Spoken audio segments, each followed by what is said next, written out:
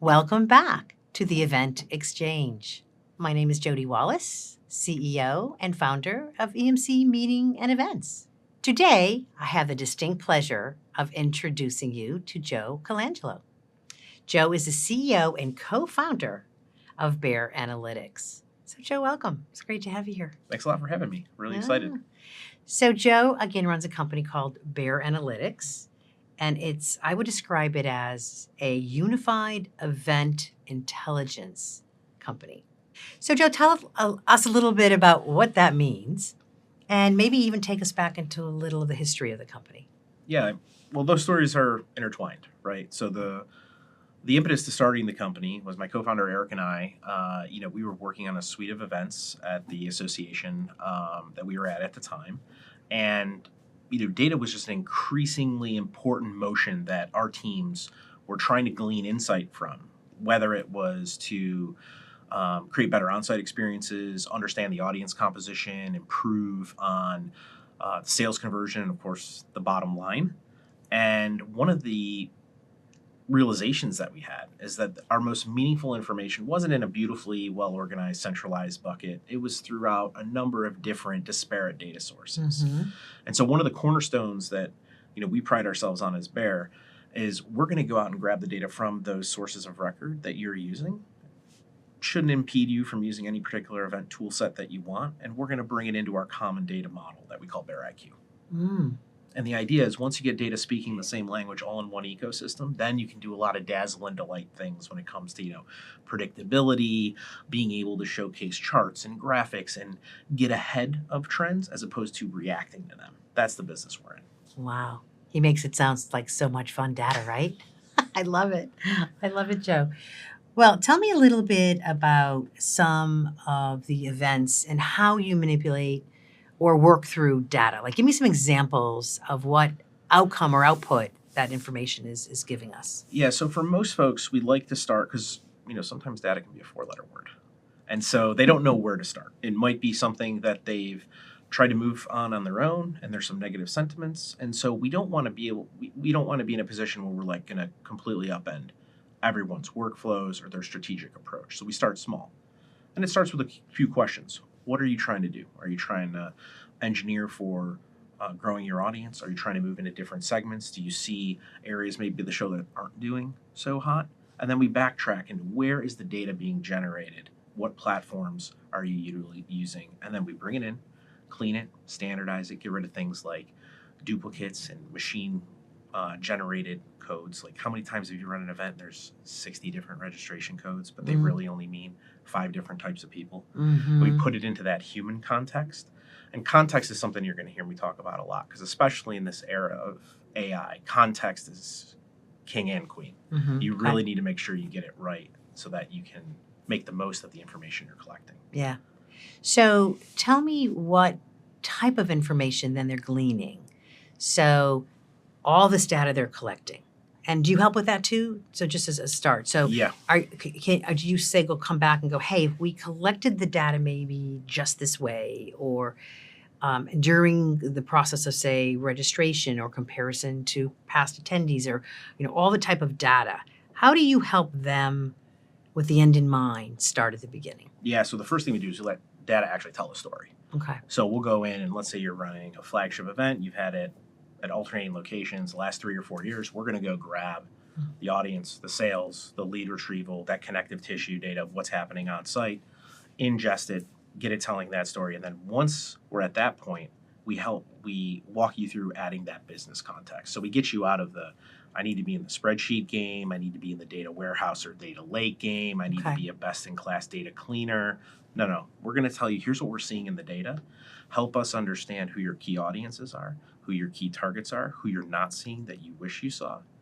And so now you're using it in a proactive manner as opposed to a reactive manner. This excites me, by the way. I know. I know me too. I do. I'm such a geek when it comes to this stuff. It's the next big thing, I really think. I think that's accurate. Yeah, I really do. And we run so many events, and I'll give you some thoughts I have. I want you to tell me what you think of these thoughts. But you've got, let's say it's a client event. It's 2,500 people. they've had it every year for the past 5 years, right?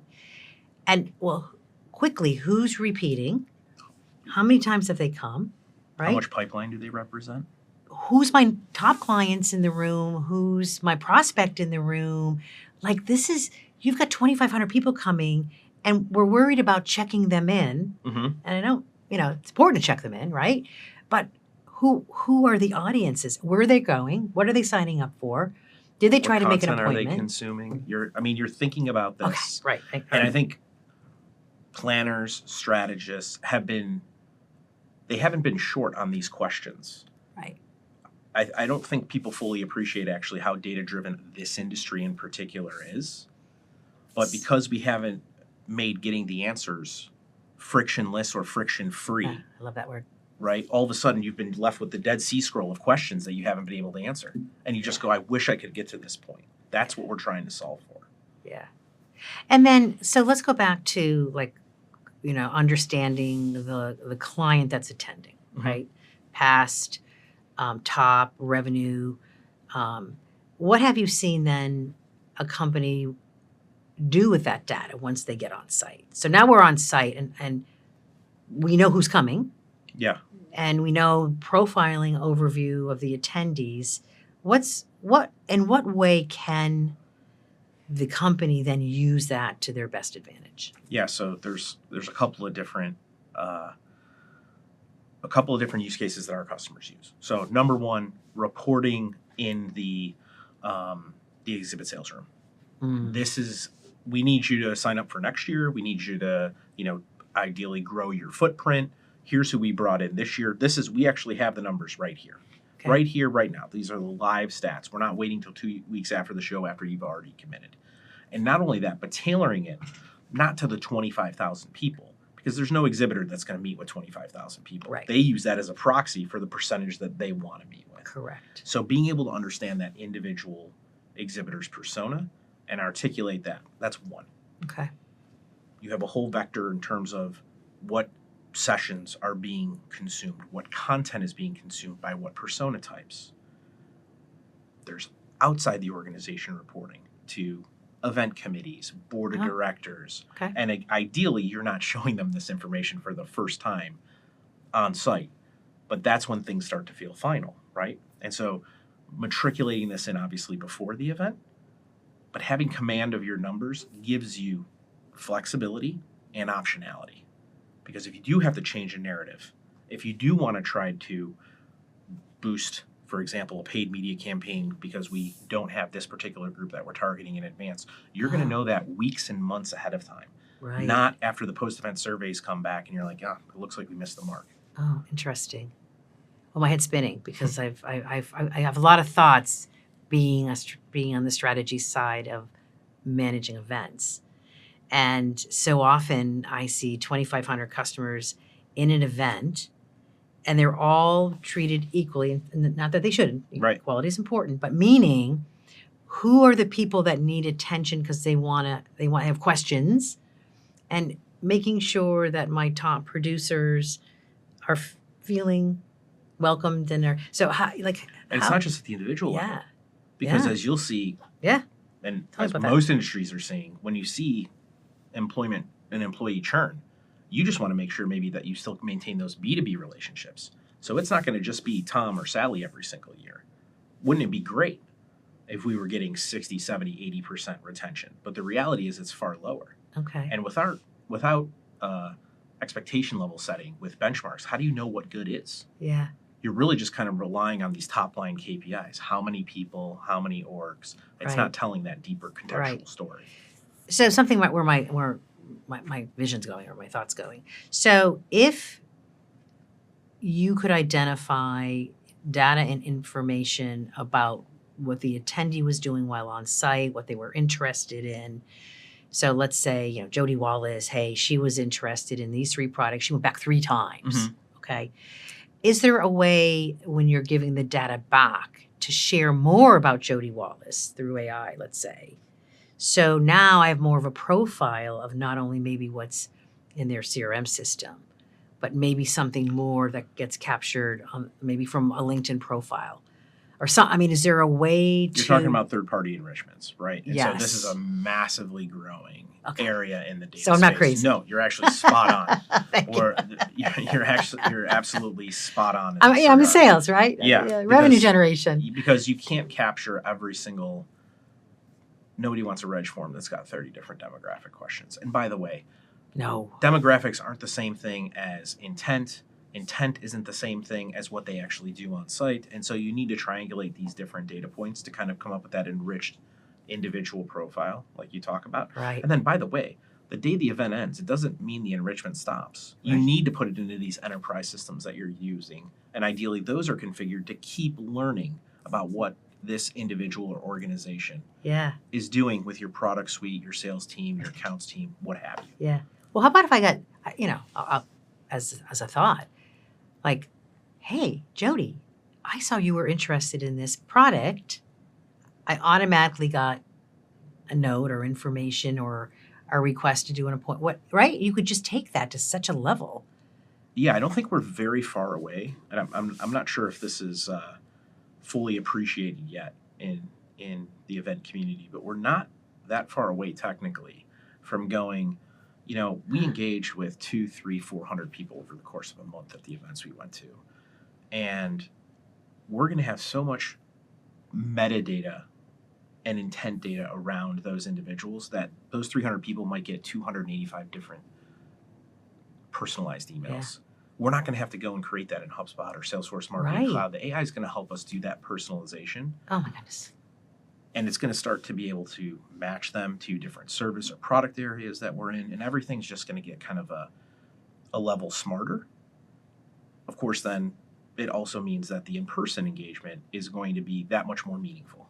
Because now you're going to know what you're going to want to talk to that person. It's less, it's like you're on the second date instead of the first date when it comes to what you're trying to buy. Yeah. And I also could see too, especially if you probably at the end of, let's say, recession, ask specific questions that would relate back to important information on the other side, right? Like, so was this session beneficial to you, and what do you want to learn more about, or what was the, what part of the session, inspired you, or whatever the question might be, then that is just more intelligence into your customer, right? Not only that, you're going to be able to harvest what was being said in the session.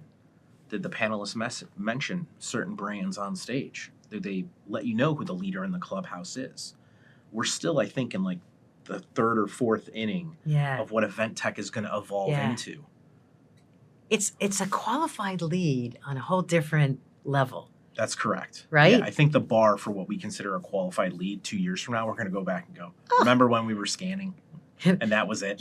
And that was a big day. Remember we had Post-it notes and Excel spreadsheets, to register people. Oh my gosh, I can't wait. Yeah, I see it coming. I can see it. Mm-hmm. I mean, even now it's going to the airport, right? And just they know who I am, facial recognition. I just signed up for a few months ago for global entry. They scanned my face and said, "Hi, Jody," and off I went, right? It was just immediate. You're bringing up a great point, because I think we're starting to realize that people will trade their data for personalized value-add experience. Oh, absolutely. Right? And I'm a techie, though, so I would do that. Maybe a little more security, but I think that there's some areas, for example, like facial recognition, you're kind of seeing us bump up against that asymptote right now. Yeah. If it's a really great experience, sure, all day. If it's something where it's like, I'm not really sure what you're going to be doing there, they're going to back off it a little bit. Mm-hmm. And so that value exchange, people are processing that in kind of real time. So the better we get at it, at the value for the end customer, the more willing they're going to be to say, yeah, let me share something with you. Yeah. Well, I can just see really sitting down with a customer saying, tell me your outcomes. What are you trying to drive, right? And once you know that, then the data can work for you if we do ABC, right? And I see events going there because I felt this way 5-6 years ago. Like, why isn't this product out there yet? We'll take it to its logical conclusion. It's not even just about the holistic event owner. That's largely the role that we operate at now. But what we want to get to is personalized insight at the per person level. Yes. Because you're going to have 3 folks who are on a marketing team, and they're going to sit in 3 different kind of sub-function areas. Mm-hmm. And so if you can give them those personalized analytics that help them do their job better, that help them feel like a 5x or a 10x marketer in this context, like that's the ultimate W. It's not just we're all looking at the same dashboard. It's hyper-personalized analytics Wow. to your role and your area of responsibility. Yeah. Do you think there's fear out there for that? Or do you think people are... I think right now there's a little bit of a fear fog across the whole kind of AI universe, because you have kind of your, this is going to be the greatest thing that's ever happened. And then on the other side, you have, well, that's where we live. We're going to have all your jobs eaten, right? Right. Like most things, I think the answer is somewhere in between. I think we're going to go through a dazzle and delight phase on the data side for sure, because it's just been such a slog to get the data into one place. And that's why most folks have more questions than answers at the end of the day. But as you see that balance start to tip, I don't foresee, at least in the narrow view of the event analytics space that we sit in, I don't see a lot of fear. Yeah. Well, this is probably, I mean, as you know, I'm such a geek. So having Joe sitting here with me is really exciting, because it's what's the next big thing. And I've been talking about data analytics now, 6-7 years, and it's so exciting to see it finally arrive. So where does someone start? Where does a company start? What questions do they need to ask, and how do they understand what's coming? Mm-hmm. Get dazzled, which Mm-hmm. I know so many CMOs would be pretty dazzled by this. Mm-hmm. I'm thinking of some right now. Mm-hmm. And how do we introduce this? How do we get that CMO to kind of see something in through a different lens? Because it's new, right? Yep. It probably feels new, but adjacent to some things that they're already been doing, maybe in like the digital marketing realm, right? Because you don't have digital marketing without measurement. Correct, right? Metrics, yeah. Yeah, 25 years ago maybe, but not today. You hope. So to answer your question, to get started, the first thing is start with what you already have, right? A lot of folks oftentimes come to us and they go, what data do I need to be collecting to actually do this? As if there's some kind of hurdle preventing them. And the reality is, chances are, dollars to donuts, you actually have more than enough right now. The event tech solutions out there in the marketplace are the best they've ever been. And they're getting better. They're going to be better tomorrow than they were today. So the reality is you actually probably have more at your disposal than you actually think. So start with that. To your question about the questions, let's go back to the Dead Sea Scroll. Okay. What questions do you have? And let's put those in priority order and just start knocking those out, because the data journey is a lifetime one. I say this all the time. Like, we don't have folks that come to us and go, I knew a little too much last year. Let's back down. No, there's always questions that we get. More questions. Yeah, questions make more questions. That's right, 100%, because you get more specific, you get more direct, you're allocating your resources a bigger, faster, stronger way, and you're always trying to optimize, because what we do is extremely complex. Yeah. And in any complex ecosystem, you have to make sure that you have your finger on the pulse, and that's a moving target year to year, event to event. Yeah. Tell me about RFID, tracking, and tracking is probably the wrong word, but just understanding the movement now. Yeah. Is there a way to capture that data effectively? I heard RFID is only 90%, it's trackable. And so where's that? Is that part of data analytic? Is that 1,000%. Okay, that's what I would think. Yeah. And so I think that's probably one of the faster growing areas. Okay. Right? Because you're trying to understand, let's get all the right people and the right dollars to the front door of the event, and then it's, well, what happens inside? And so whether you're talking about Bluetooth technologies, tracking technologies, wearables, you're hearing a lot about cameras and computer vision or AI components. I think we're not 100% there yet from a fidelity of the data weighed against the cost of implementation. If you want me to put my kind of prediction cap on, I think this is an area where, when folks say, hey, the answer is going to be AI in this case, I think this is actually one of those, because it's a logical conclusion that instead of bringing in all the cameras and the hardware, that the actual venues themselves, this is going to end up being maybe 5-6 years from now as it's just like saying we have Wi-Fi now. So we have a vision tracking system or Oh. a RFID tracking system. And so that's going to allow I'm hearing for the this for the cost. second time today. That's going to allow for the cost to come way down. The biggest challenge is every event has a different footprint. That's where the AI layer actually matters. Okay. Because when you scan the face of the show floor, for example, you're not going to have a person putting in the coordinates. AI is going to take care of that for us. So it doesn't matter if it's a triangle, if it's an X, if it's a small footprint, if it's a large. And then the system in place is going to be able to track the engagement on site. Yeah. Tell me about a little bit what I'm hearing about security. And I'm starting to see customers say, hey, in AI, you cannot mention us. And like, tell me, are you seeing any of that? Are you seeing, like, is there any concern for security moving forward? Like, what's with data and personal? Before AI, there was always data concerns, right? Like number one, you want to make sure you're operating in a secure and well-fortified kind of environment. That's kind of like the no-brainer component.